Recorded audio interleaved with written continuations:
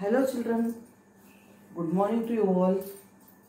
Yesterday I have started with the new lesson. Understand? Towards struggle for freedom. Okay? So in this lesson I started about introductory part I have completed. Means how was India in the past and why people were interested in doing trade, means business with the Indians. Okay, so India was regarded, once again within 2 minutes I will revise yesterday's part. India was the wealthiest country in the world. It had rich culture, wealth, education, everything in all the fields. So already people of Greece, Rome, Egypt, means Greeks, Romans, Egyptians, they all had trade relations with India. But other European countries also heard about the richness of India. Western countries like Spain, France, England, Spain, Portugal, etc. They also wanted to come to India and do business with the people here. But what happened, they did not know the proper route to reach our country. So they tried the land route through Asia, Afghanistan and all. They had to face so many hurdles in between. So many hurdles means what? So many problems they had to understand. So they could not, they had to cross the big deserts of Arabia and Afghanistan and all. It was very difficult to come on foot. And moreover, the Afghans levied heavy tax for using their route. This was not liked by the Europeans. So they wanted to find out sea route to India. Then first Columbus tried. Instead of coming towards the east, he went towards the west and he discovered America. So next, the Portugal country came forward. The sailor from Portugal called Vasco da Gama. He tried to search sea route through India, discover sea route, and he was successful. What did he do? He sailed with his crew across the Atlantic Ocean, reached the tip of Africa. As we have Kanyakumari, same way, tip of Africa he came, and after coming here he guessed, if I go towards the east, I can reach India. That's why he called, as he got the positive hopes of reaching India after coming over to that particular tip of Africa, he called it Cape of Good Hope. From there he sailed around Madagascar island and then he reached India, Calicut in Kerala. Understand, he reached India and he took the permission from the ruler of Kerala, Calicut. His name was Albuquerque, and he gave permission for trade. That is how it was the beginning of coming of the Europeans to trade with India. So in which year Vasco da Gama? Let me wait.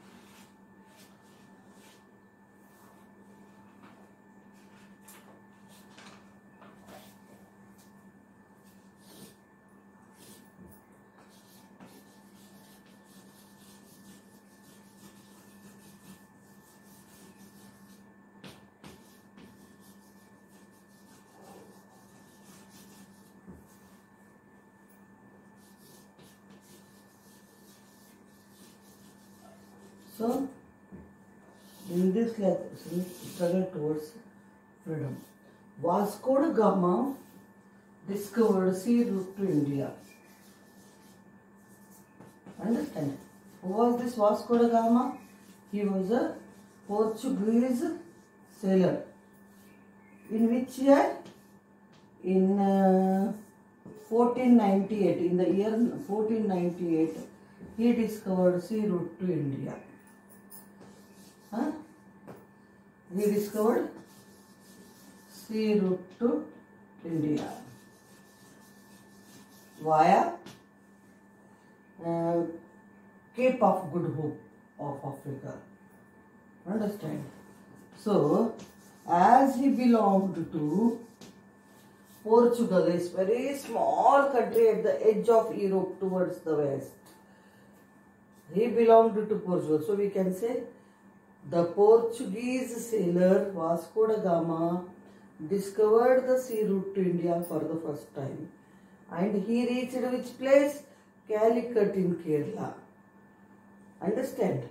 And so we can say Portuguese were the first Europeans to come to India. Portuguese were the first Europeans to come to India.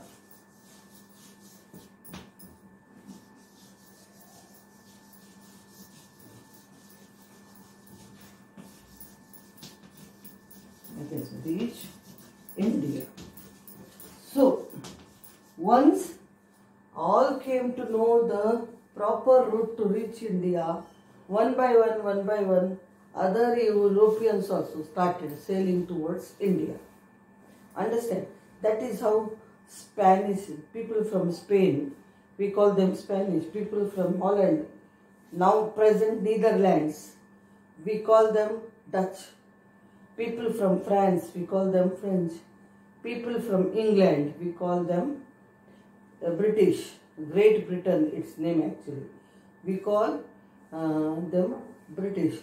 So in this way, these people also reached India for the trade.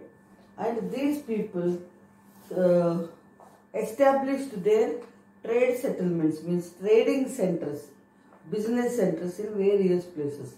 Understand?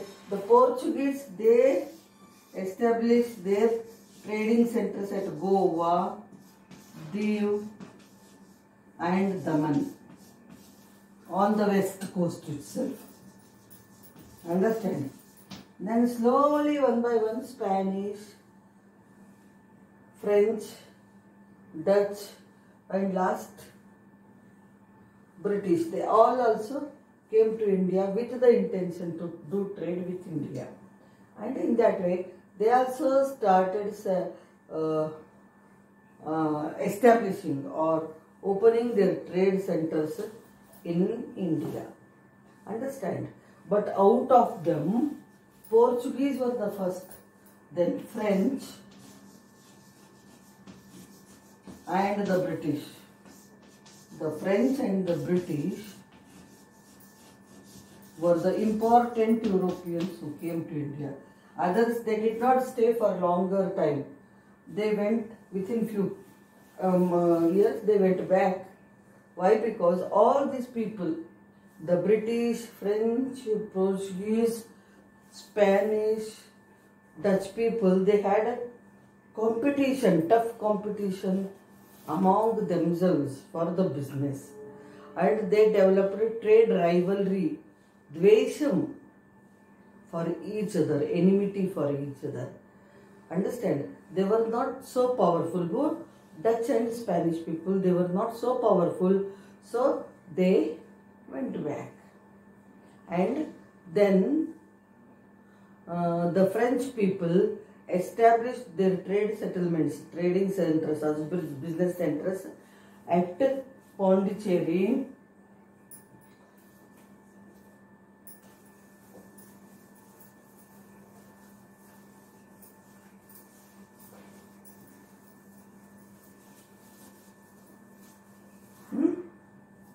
French established their trading centers at Pondicherry,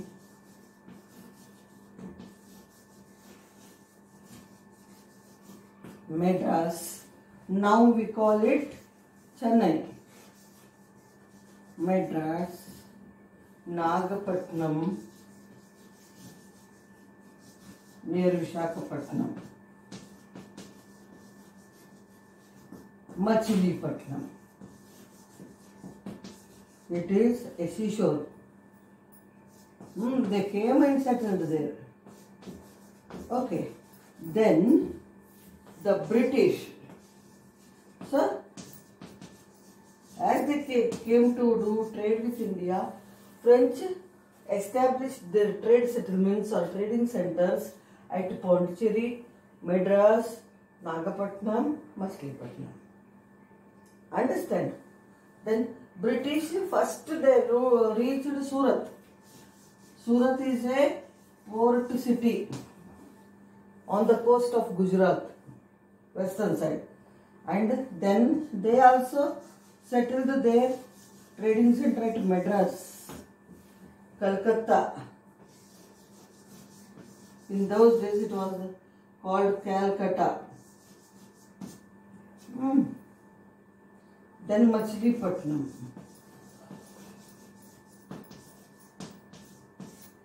So, in all these places, the British also established their trading centers.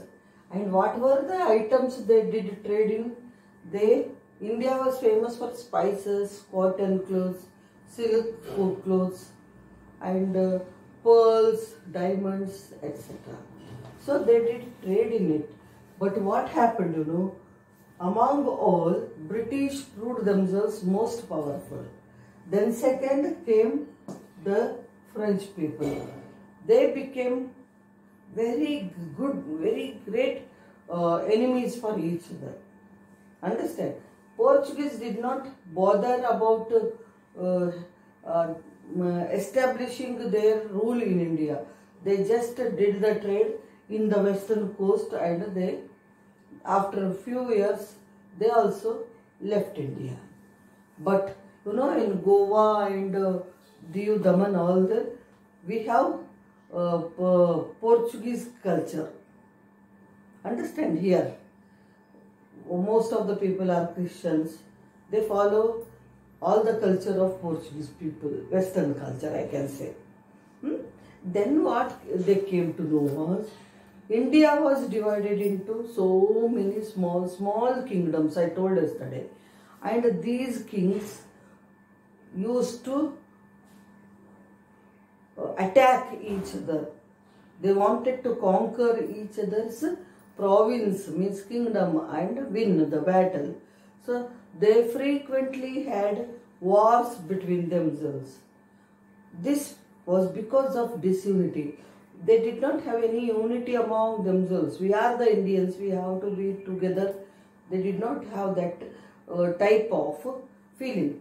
Only they meant about, or they thought about their own kingdom. So this was not a good thing, children. This was not a good thing. So British grasped the idea that these people, the Indians, are, first of all, they are illiterate. They did not have proper education in those days. They were innocent people. They used to believe others very quickly. And third thing, there was no unity among the people. So these Europeans took advantage of these factors, and what happened, they took part in these political matters of India. What did they do? When they came to know about the two kings rivaling each other, they supported one king. Same way, French supported the other king. In this way, what happened, they caused battle between two kings. And they put a condition in front of king, that if they win the battle, they have to give them their province. They will be the nominal kings, but power will be in the hands of French or British. In this way it was going on. French also did not last longer. but British had very cunning brain. Understand? So they slowly, what happened? How, you can ask me, how could they have the army with them when they came for doing trade? They should not have any army with them, but they did have army with them, children. The reason for this was, they, wherever they had their trading centers, they built fort around the trading centers. Suppose they had, British had their first trading center at Surat, they built a big fort around it, Kota. And for that, actually for doing the trade only, they have to take the permission of the kings. But here and they kept army for the protection of their trade centers. And in this army, they appointed a few English or British soldiers on the higher post, and remaining all smaller posts, Indians were there. So in this way, what happened? They kept an army to protect their trade centers. For this, they did not take any permission from the Indian rulers. So gradually, they became powerful. Who? British became powerful, and they started their own business company in the year 1600. In 1600, they started their own trading company called East India Company. East India Company. Understand? So, not even the Queen or King of England ruled our country. This East India Company rule came into existence. Understand? The founder of East India Company was Robert Clive. Robert Clive. He was a very cunning person. He misused the innocence, ignorance and disunity of the Indians, and he opened East India Company in the name of doing trade, but actually he had other plans. What did he do? He built forts around the trading center, saying that they need protection, and kept army for their protection. Understand? This was not liked by many kings. This was not liked by many kings.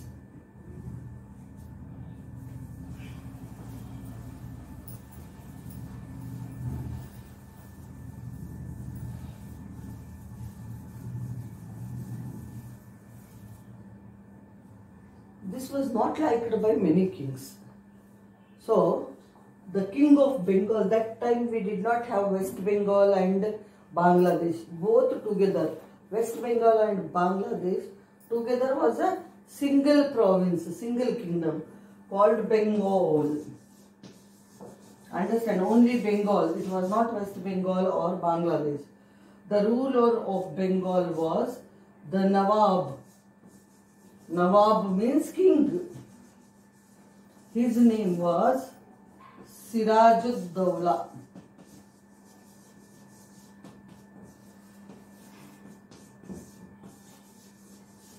So, Siraj-ud-Dawla, Nawab Siraj-ud-Dawla was the Nawab of Bengal in those days. Understand? He did not like the attitude of the British people. He did not like the attitude of the British people. What did they do? I already told.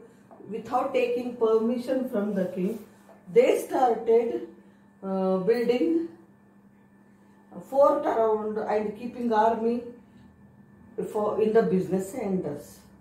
And even in Calcutta also it so happened.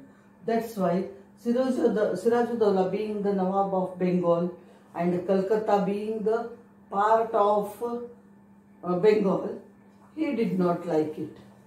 But you know, he had a minister called Mir Jafar.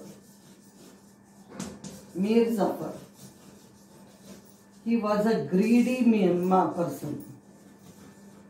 Understand? and British people came to know about the greediness of Mir Jafar and they took his help. And in this way, what happened? They came to know all the secrets of the army forces of Siraj-ud-Dawla. Because seeing that the British people are increasing their power in India through the army in the name of protection of the trade centers, he did not like it. He revolted against the British. He revolted against the British. He opposed the British and asked them to stop building forts, stop keeping armies, because they are in others' country. They are not in their own country. But British did not like. They ignored his orders and went on multiplying their ideas, increasing their trade centers and army force, etc. That's why in the year 1757, Battle of Plassey was fought. Battle of Plassey. Plassey was the place.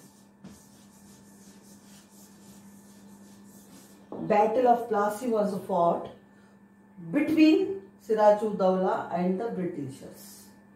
Understand? And you know what happened?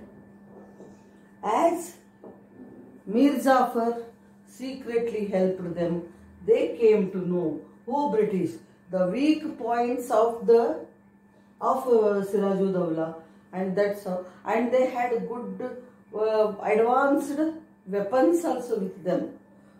Understand? So in this way, what happened in this Battle of Plassey 1, we can say. Understand? Two important battles were fought against the British. Battle of Plassey and Battle of Buxar in Madhya Pradesh. But Siraj-ud-Dawla was defeated by the British. Siraj-ud-Dawla was defeated by the British. So, and he was killed. He was killed by the British.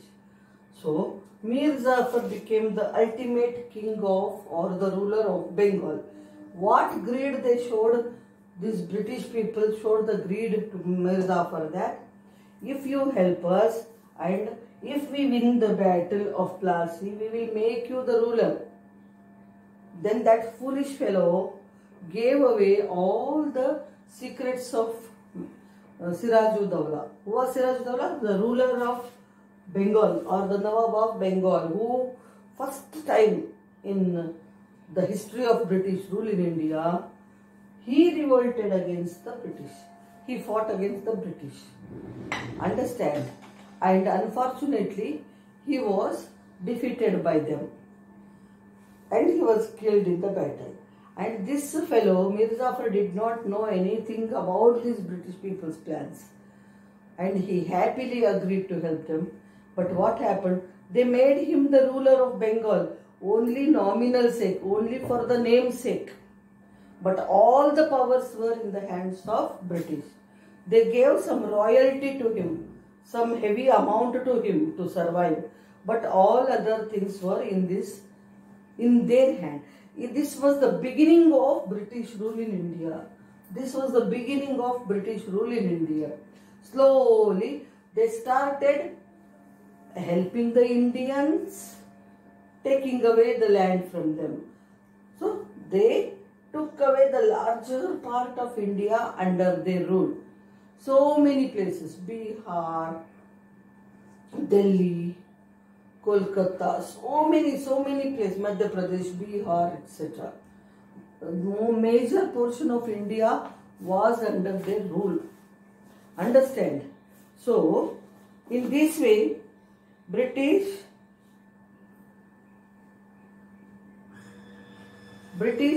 became the rulers of our country. Understand? But this was even not liked by some of our Indian rulers. But most of the Indians helped them. They became their slaves. Understand, accepted their rule.